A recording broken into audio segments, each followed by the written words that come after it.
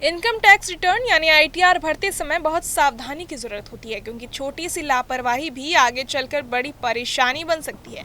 अगर आपने ये गलती कर दी तो नोटिस आ सकता है।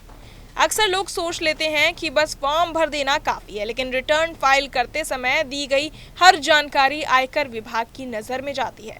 गलत पैन नंबर भर देना, आय की गलत कैटेगरी चुन लेना, टैक्स क्रेडिट में गलती करना या किसी सेक्शन में गड़बड़ी कर देना, ये सब बहुत आम गलतियां हैं, लेकिन इनका परिणाम गंभीर हो सकता है।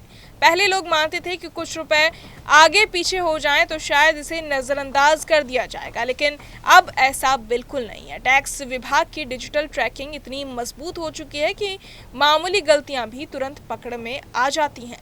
इसलिए आईटीआर भरते समय हर डिटेल को दोबारा जांचना और पूरी तरह वेरीफाई करना ज़रूरी है, वरना आपके पास आयकर विभाग का नोटिस आ सकता है। बहुत लोग सोचते हैं कि नोटिस सिर्फ उन्हीं को मिलता है जो टैक्स चोरी करते हैं या जानबूझकर गलत जानकारी छिपाते हैं, लेकिन जबकि हकीकत ये है कि आईटीआर में साधारण गलती भरने पर भी नोटिस आ सकता है। आमतौर पर ये नोटिस आपकी ईमेल आईडी पर या इनकम टैक्स पोर्टल के मैसेज सेक्शन में आता है। नोटिस में साफ साफ बताया जाता है कि आपके रिटर्न में किस जगह, किस अमाउंट या किस सेक्शन में समस्या पाई गई है और उसे ठीक करने के लिए कितना समय दिया गया है। कई बार नोटिस सिर्फ जानकारी देने या स्पष्टीकरण मांगने के लिए आता है, जबकि कुछ मामलों में आपको अतिरिक्त टैक्स, ब्याज या पेनल्टी भी भरनी पड़ सकती है। हालांकि नोटिस आने पर घबराने की बिल्कुल जरूरत नहीं है। आपको बस अपने फॉर्म, बैंक स्टेटमेंट, टीडीएस की जानकारी और डॉक्यूमेंट्स को मिलाकर गलती समझनी है और उसे सही करना है। डिजिटल पोर्टल पर संशोधन की प्रक्रिया भी आसान है, जिससे आप ऑनलाइन भी अपना सुधार जमा कर सकते हैं और मामला जल्दी सुलझ जाता है। अब बात करें कि आईटीआर भरते समय इन गलतियों से कैसे बचा जाए, तो सबसे पहला कदम है कि फॉर्म भरने से पहले अपनी सारी वित्तीय जानकारी अच्छी तरह से चेक कर लें।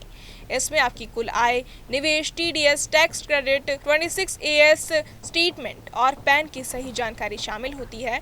हर सेक्शन और हर डिडक्शन को ध्यान से भरें, क्योंकि एक गलत चयन भी नोटिस की वजह बन सकता है।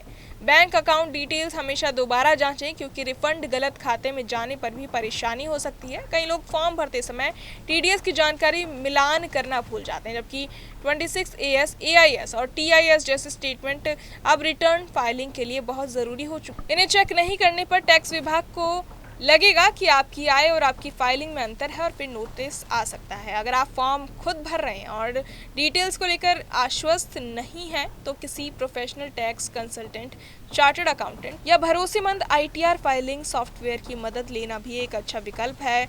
ये सॉफ्टवेयर आपकी दी गई जानकारी को ऑटोमेटिक तरीके से वेरीफाई कर लेते हैं और गलती होने पर आपको तुरंत चेतावनी देते हैं। तो कुल मिलाकर आईटीआर भरते समय सावधानी बरतकर, डॉक्यूमेंट्स को मिलान करके और समय पर सही जानकारी देकर आप आसानी से नोटिस आने की संभावना को काफ़ी हद तक कम कर सकते हैं और बिना किसी परेशानी के अपना रिटर्न फाइल कर सकते हैं।